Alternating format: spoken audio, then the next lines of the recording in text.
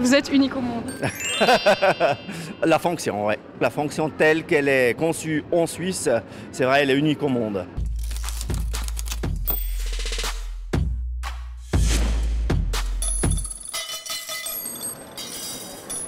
Aujourd'hui, les gens connaissent le prix de tout et la valeur de rien, disait Oscar Wilde.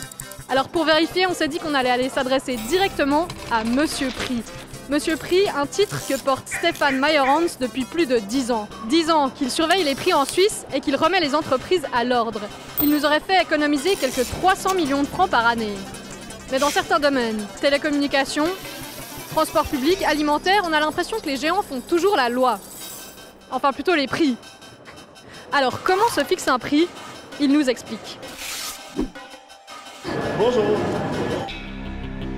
C'est à travers, par le biais de la concurrence que normalement les prix se fixent.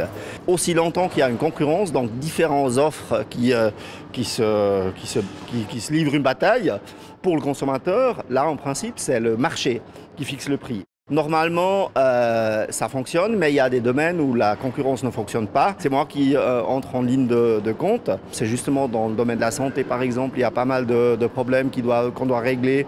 Il y a aussi dans le domaine, justement, du transport public, la poste et ainsi de suite. Ça, c'est quand même mes plus grands clients, si vous voulez. On a l'impression en Suisse que tout est toujours un peu trop cher par rapport notamment à nos voisins européens. Est-ce que c'est vrai ?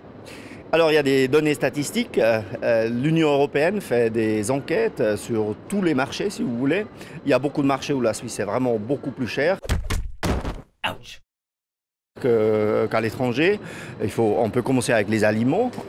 Chez nous, c'est beaucoup plus cher qu'à l'étranger. Ça, c'est un peu le fruit de notre politique agricole. Mais il y a des secteurs où les choses sont meilleurs marchés même qu'à l'étranger. Par exemple, dans le domaine d'appareils électroménagers, ou aussi chez Nifi, tout ce qui est aussi informatique, si vous voulez, même des logiciels, c'est le meilleur marché en Suisse. Est-ce que les prix tendent toujours à augmenter? Est-ce que c'est exponentiel? Il faut dire que le renchérissement en Suisse dans les années passées était proche de zéro, donc les prix en moyenne n'ont pas vraiment augmenté. Bien au contraire, les gens aujourd'hui, ils ont plus dans leur porte-monnaie qu'ils avaient il y a 5 ou 6 ans en arrière, quand on prend en considération aussi les augmentations de salaire. Arthur, lui, a un porte-monnaie en plutôt mauvais état. À 20 ans, il traîne déjà près de 10 000 francs de dette. Il faut dire que le slogan « Achète aujourd'hui, paye plus tard », il y a cru trop longtemps. Et sa situation familiale difficile l'a trop vite obligé à se débrouiller seul en matière de factures. En Suisse, on est plutôt fourmi que cigale. Et pourtant, un jeune sur 4 entre 18 et 25 ans possède au moins une dette, pouvant aller de quelques centaines de francs à plusieurs milliers. Un taux qui monte à 4 personnes sur 10 pour la population suisse tous âges confondus. Les jeunes ne sont donc pas forcément plus nombreux que leurs aînés à être à découvert, mais ils y sont plus vulnérables.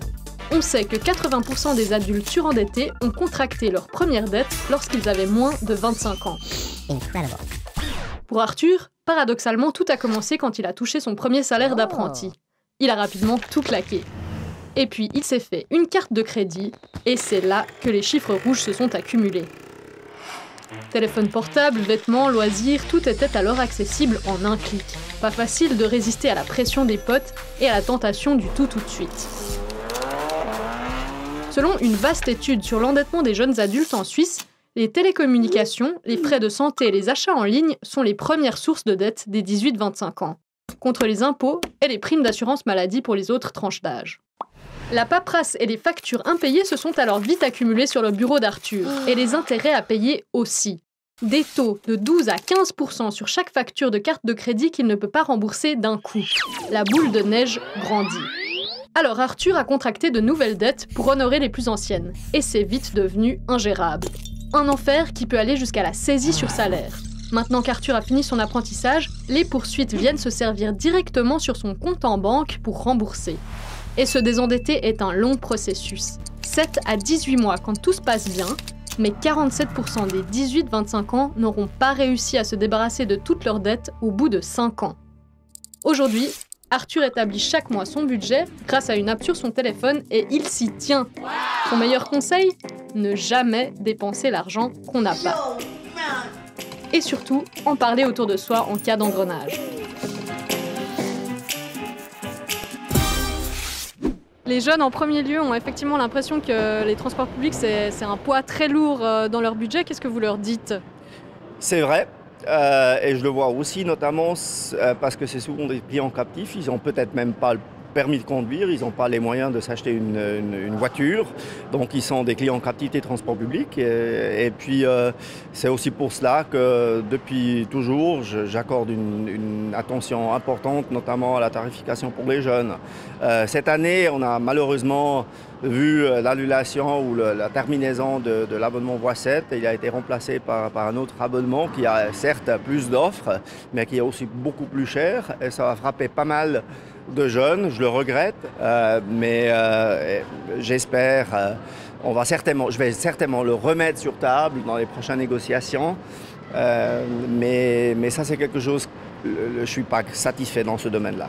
Normalement, quand on signe un accord en Suisse, un accord c'est un accord et normalement les entreprises ils suivent aussi l'accord qu'on a conclu. Vous faites déjà assez peur à la base. Je crois qu'il y a aussi un peu, je pense, un facteur de peur pour l'image. Alors, on sait que le prix d'un billet Genève-Lausanne aller-retour en 1990 coûtait 24 francs. Il est aujourd'hui à plus de 45 francs. Les salaires n'ont quand même pas augmenté à la même vitesse. Est-ce que là, il n'y a pas un problème? Si, il y a un grand problème. C'est aussi pour ça que je pense, dans un horizon 1 ou 2 années, il faudra baisser les prix. C'est aussi ma revendication vis-à-vis des transports publics. Il y a un vrai problème. Et surtout quand on compare aussi avec l'évolution des prix de la transportation individuelle par voiture. On essaie quand même de motiver les gens de laisser leur voiture à la maison et de plutôt prendre les transports publics. Donc c'est devenu encore plus attrayant de se déplacer en voiture et pas en transport public. Et d'un point de vue aussi écologique, c'est quelque chose qui n'est pas bien. Je pense qu'il faut aussi envisager une baisse des prix d'ici 1 ou 2 ans. Vous serez là en 2021 si jamais pour lutter? J'ai prévu rien d'autre.